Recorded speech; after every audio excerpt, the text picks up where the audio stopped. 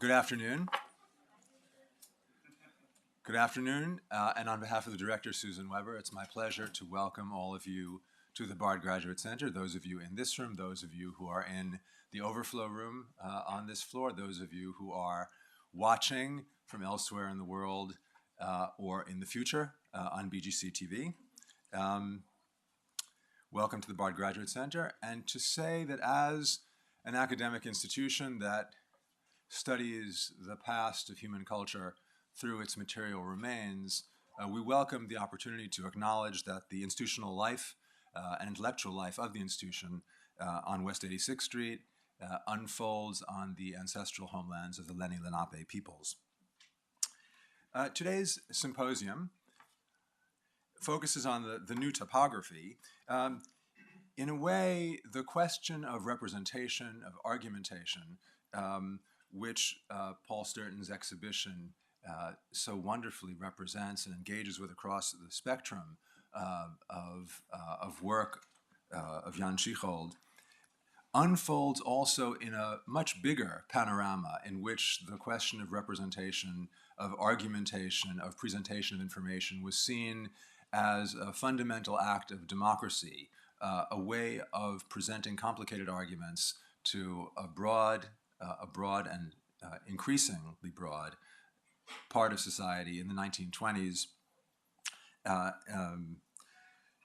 Yesterday in the seminar that I was teaching on Otto Neurath, talking about isotype and his commitment to the idea that actually visual representation worked hand in hand with democratization and humanization. And it's with those very big ideas of democratization and humanization that it gives me great pleasure to turn over the podium to the curator of the exhibition, Paul Sturton.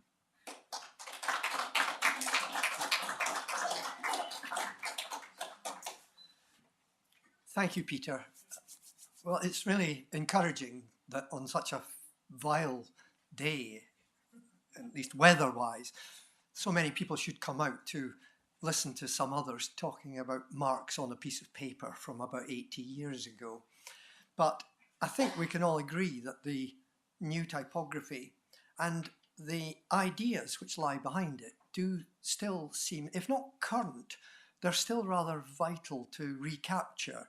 And I say that as someone who spent quite a lot of time working on it, and yet it is a labour of love. It is something that seems to be constantly inspiring, engaging, and fascinating.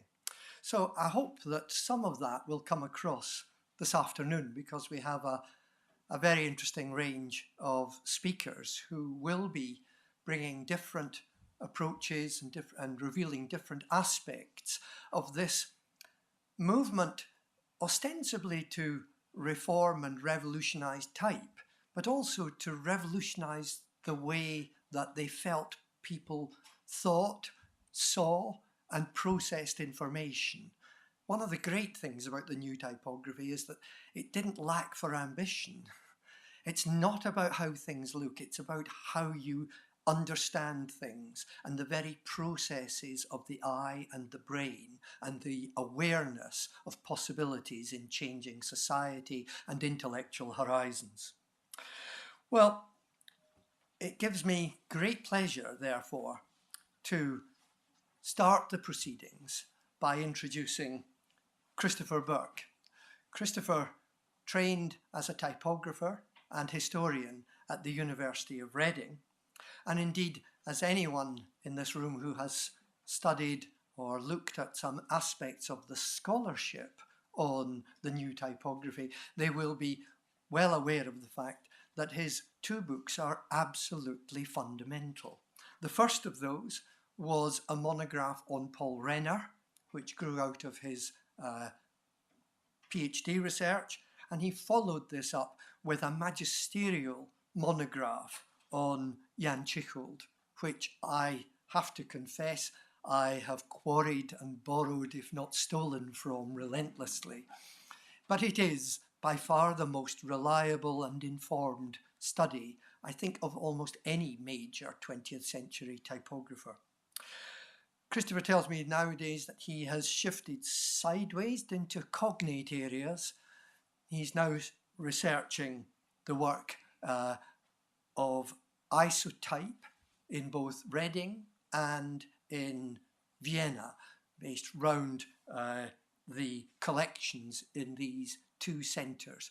But today we're bringing him back to Jan Tschichold, which I hope he has never abandoned, but we will be hearing now as he talks about Jan Tschichold, A Double Life. Please welcome Christopher Burke.